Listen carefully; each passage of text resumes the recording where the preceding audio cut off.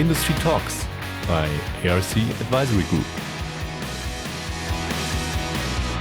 Welcome to Industry Talks, ARC's monthly podcast on what's happening in the industry. My name is David Humphrey. I'm Research Director with ARC Europe and Germany, and I'm here in our comfortable studio today with Florian Gulder, our General Manager in Europe. Welcome, Florian. Florian, we had a fantastic forum just a few weeks ago. Yes. Let's talk about our forum in general. This is a format we've been doing for several decades now, of inviting top people from industry to join us for a couple of days in sunny Spain to talk about what's going on in industry and send people away with a lot more knowledge than when they arrived. What was it like this year? We had very, very positive feedback from the participants. So we did the online survey, but we obviously also talked with a lot of people. We do that for a long, long time, but also we try to develop it forward. So since a few years, we added academia, we added startups with specific tracks to our forum, and we also invite financial analysts to talk about the overall economic situation and also the outlook. So it has broadened a bit, and the goal is to bring everyone on the table who is somehow involved in the capital goods industry. So from the vendors, the users, the integrators, and then also the other. I found the huge variety of things that were beyond just presentations really interesting. We had the exhibition, we had the discussion tables. You mentioned the startup corner, the academics. We even recreated this studio in Spain to record interviews with some of our users and sponsors. Which all will be published over the next days. So everyone can search for it and find a lot of the material from the forum, not only in PDF form, but also in terms of video.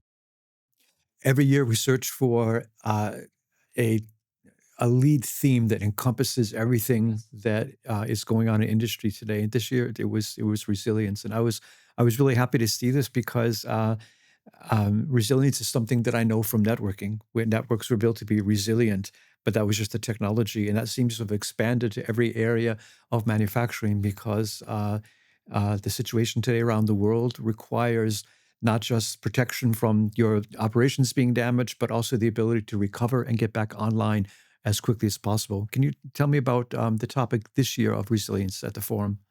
Sure. We discussed that. So every time in summer, we look into a room and we discuss next year's forum topic. And we came up with resilience last summer, so before the war in Iran. But it is a big topic since at least the COVID pandemic.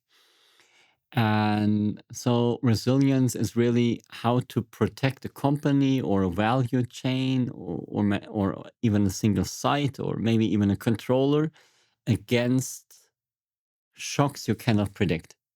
So everyone can look at the economics, they can look at factors and, well, this is going most likely to happen this way or the other.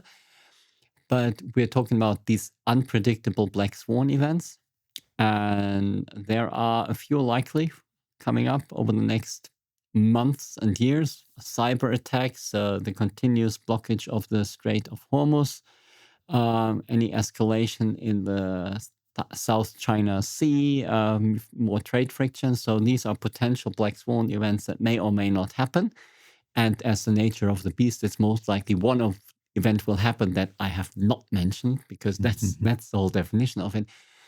So we talked about how you can protect against it, how you can get even form an organization that grows stronger due to external shocks. And some examples are modularity. All right. We had a couple of global sponsors. Yes. I'd like to mention them. Yeah, so there are a couple of companies which basically sponsor a lot of ARC events. So not only Sitges, but also Orlando, the Indian Forum, the one in Singapore, the one in Tokyo. So there are these, we really like that, right? So they commit to ARC, they see the value in meeting the people and their potential customers at our forum. And this year it was Siemens as well as Copa Data. And Siemens presented in the keynote, they had the person responsible for their own manufacturing sites, and they have loads of The manufacturing. electronics factory in Erlangen. Yeah. I've been there before. It's a cool place. So he explained how this is a lighthouse and how it's a test bed for the technology that is then rolled out over the complete world. And one thing I would like to mention is I've been in this factory, I think at the beginning when I joined the ARC in 2000, let's say 2009. And I've been there again 2 years ago. And it was like a journey in time. So much has changed. It's like you meet a child, you haven't seen him or her for 2-3 years, and then it's like, oh, you grow big. So it was a completely different experience, and it just shows how you can use technology, create your own lighthouse, and then roll it out across the world. And the other company does not have own production facility because it's a software company, David. It's Data based right around the corner from Munich. Yeah, they're in Salzburg. Data is a company that I followed for years because of their unique position in the market that I find so interesting.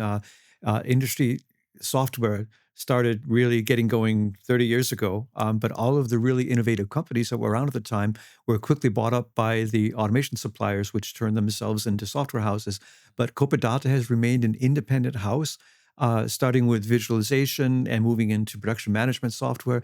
Now they're even moving into a platform for a virtual DCS. And what I like about them is that they're independent. They're a neutral supplier.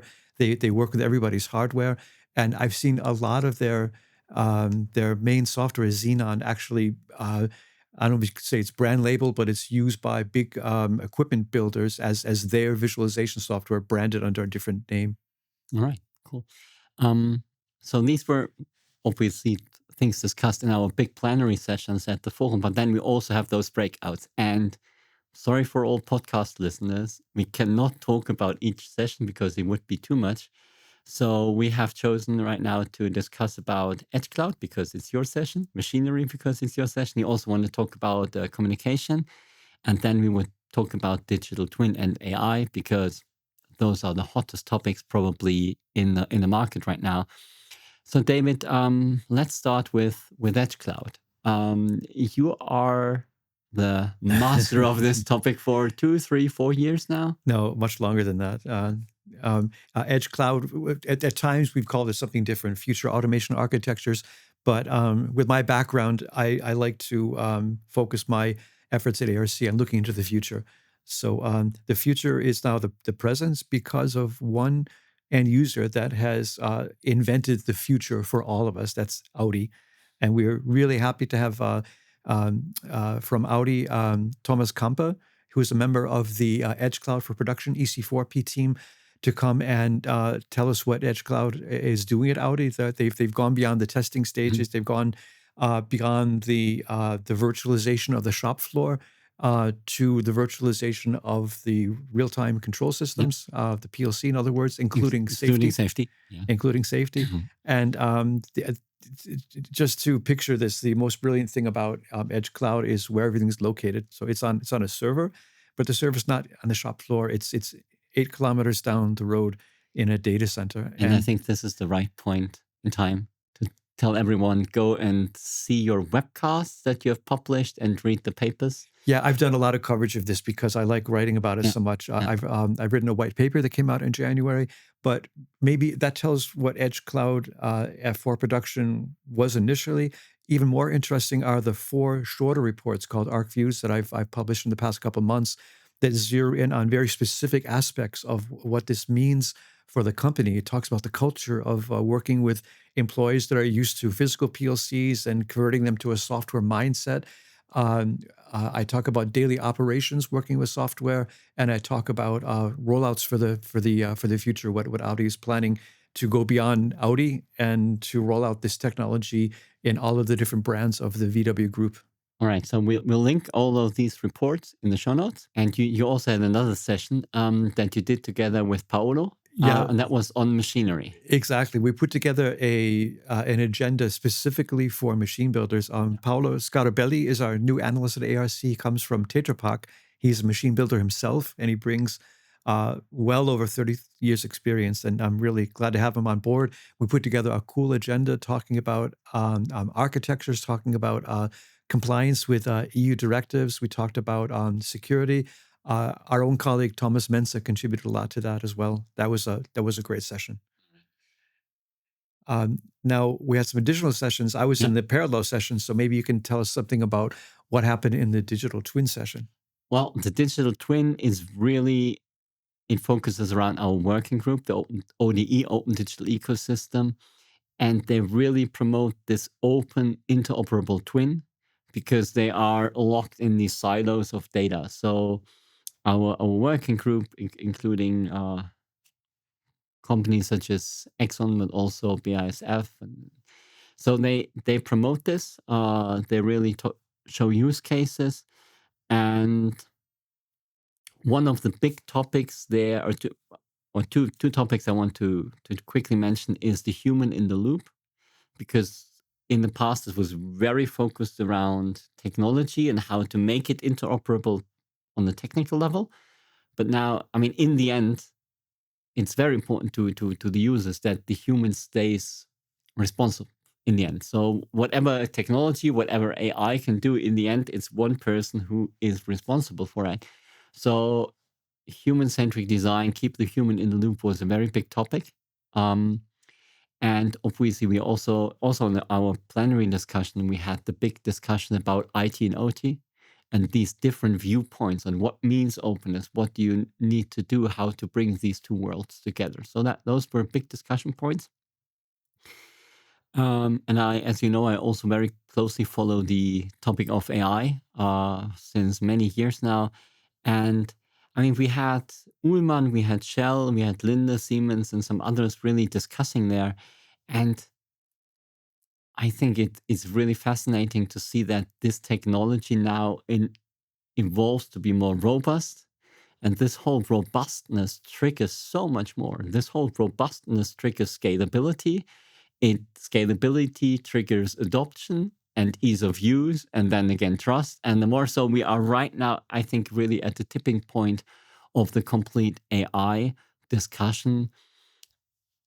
And I'm really talking here manufacturing and industry and not the big hype all around the large language. After the forum is before the forum. Yes. Next year, I think we've solidified our plans for the ARC Industry Forum Europe in 2027. What do they look like? Well, we have a date.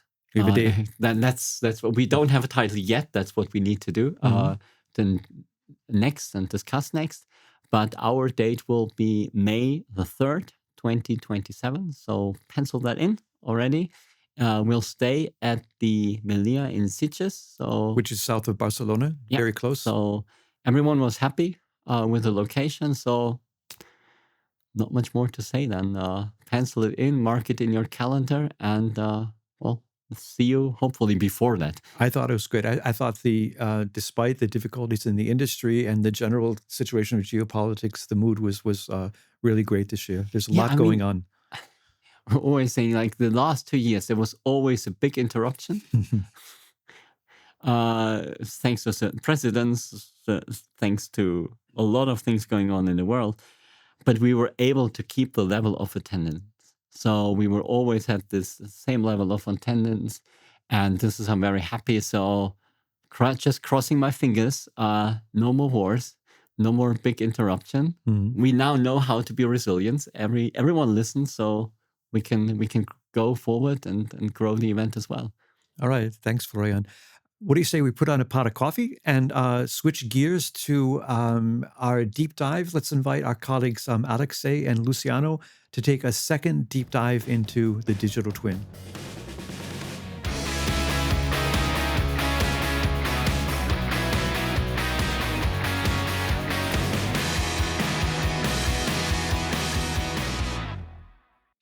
Hello, everybody. I am Alex from ARC Advisory Group, and today we are together with Luciano, going to discuss topic on digital twin. Luciano, it seems like the attention around the trends on digital twin is growing.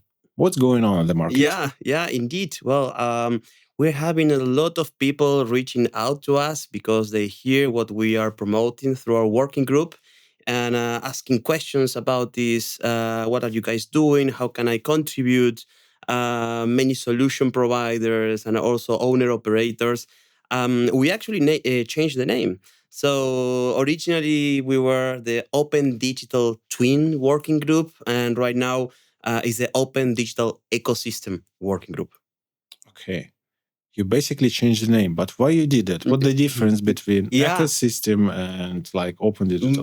Because we realized that the concept that we are promoting, this concept of openness, is more than digital twin. It's touching other topics that we see in the industry, maybe related to autonomous operation, to AI.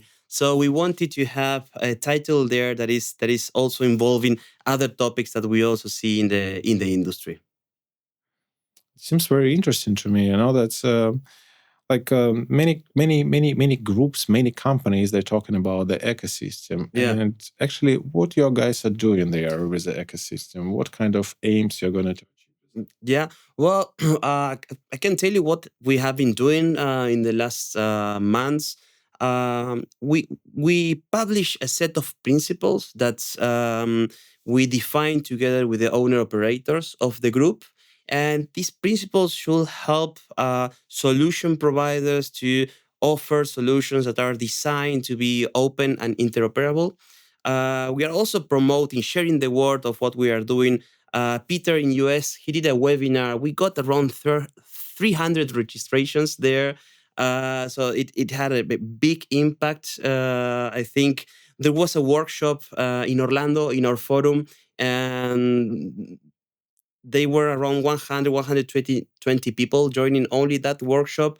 It was very interesting because we had a number of discussion tables that were actually led by the owner operators. So it's Exxon, it's Shell, or BP, the companies that are very actively supporting this working group, that are involved in this working group. And yeah, we're moving and spreading the word and developing best practices that we share with the industry. It seems for me like there are a lot of actions around the US, but what you are guys doing in Europe? Well, yeah. Well, it's because the group was created around 3 years ago in US. Most of the members and the people that are joining our weekly meetings are based in US. But slowly we are starting also to move from Europe. I am representing ARC Europe in the working group, but we also have people that are people from Shell and from Exxon that are based in Europe that are also joining the group. And together with them, we are exploring different initiatives. We are also discussing with other owner operators that are on this side of the ocean to join the working group. And we're also having discussions with industry organizations. There is one that's for me is very interesting and totally aligned with what we want to achieve, which is a DEXP. And DEXP, it's an organization that was created here in Germany. It's DEXP means is a data exchange from the process industry, and how it is aligned with the concept that we want to promote. So in order to offer these open and interoperable solutions, one of the principles that we are asking solution providers to follow is to embrace open standards. And DEXP is working with a standard and is developing technologies around that. So it's bringing a unique way of a common language for everyone that is translating the information that you have from a PNID or a PFD into a DEXP file, they call it, like a JSON file or an XML file, where you describe the data and the semantic data of what is happening in the PNID. And from here, you can actually consume it in any other application like digital twins, for example. It will make easier, for example, to apply AI technology to understand the process. And for sure, it will help on the evergreening process of digital twins. So if you make a change in the plant, then you can update your PNID. This should be updated in your DXP file, and this should help you to update the digital twins that are consuming this kind of information. So this is one example of the organizations that we are discussing with here in Europe. And from myself, I'm actively joining forums, events, apart from ours, to share what we are doing, because the role of ARC here is to help the industry moving forward towards this vision that we have. That sounds very interesting for me. That's you like working on the different aspects of the digital twin. On the one hand, you work with on the standardization of the data. Yeah. It's the foundation for everything, for any digital technology. Yeah. On the other hand, you like combine the needs from the end users and translate those those needs to the solution providers. Yeah. That to make them aware about what basically industry needs. What the clients value. Yeah. May I ask you one, it's not a personal question, but what is your personal aim to achieve with that digital ecosystem? So what do we want to achieve with this group? What we see is that there is a kind of lost opportunity or a gap, a potential to improve. We know that owner operators, they could get much more value, not only from digital twin, but also from other digital solutions. So in order to unleash that value of these solutions, they need to adopt this concept of open digital ecosystems. So imagine an industry where companies are implementing technologies that are seamlessly connected to the ones that they already have there, where the data is separated from the software, it is stored in a common place, and then it is shared and consumed by other applications. And then there is a feedback, a retroalimentation into the system to update whatever needs to be updated.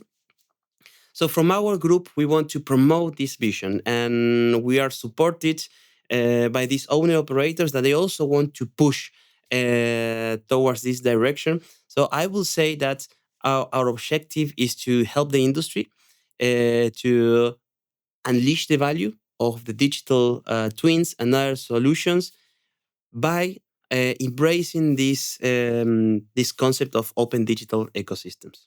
That's very interesting. For me, it sounds like the digital twin will be some kind of enabler for the other digital technology. Yeah. The meaning is that as a first step, you can work on the digital twin. You can create some kind of data sets or the data platform. And later on, you can use that data for any other applications around your production. Yes. And basically, one point of time, you will invest to the digital twin and you will invest to develop that platform or to launch that solution. But it's not like a one single step for you. It's just the beginning of the digital journey for your enterprise, for your asset. Yeah, that's correct. Yeah. How of all the initiatives around open ecosystem digital group affects the market? Yeah, well, it is interesting that you ask. So if you see the growth that is expected from solutions related to digital twin, the CAGRs that we are estimating, and especially for the oil and gas industry, are relatively low. So you see growth around 4%, 5%, a couple that are around 10%, but very, very few above 10%. And this is very different from the growth that we are expecting from other digital solutions that we see in the industry. So what we believe that this is related to this lost opportunity that I mentioned to you before. Companies are implementing digital twin solutions, but they are not getting the value that they are expecting from it. And it is because of these issues around data silos or data flows that are not connected, and the lack of adoption of open standards.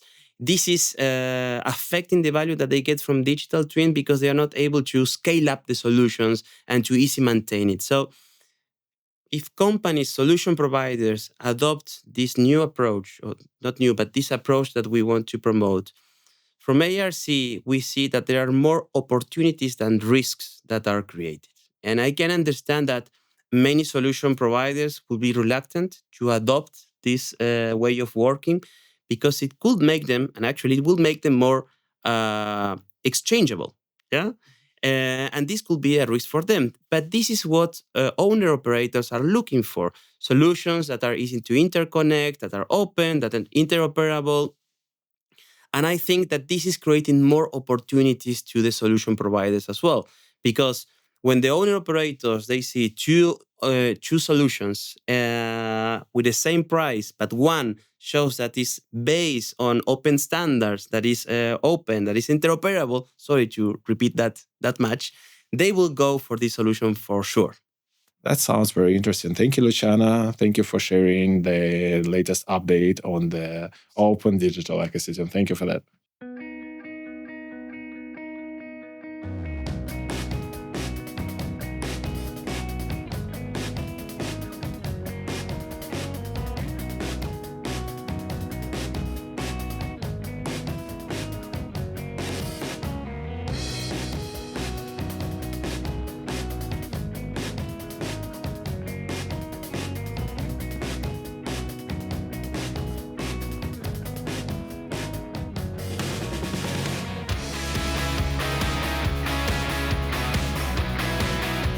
Industry Talks by ARC Advisory Group.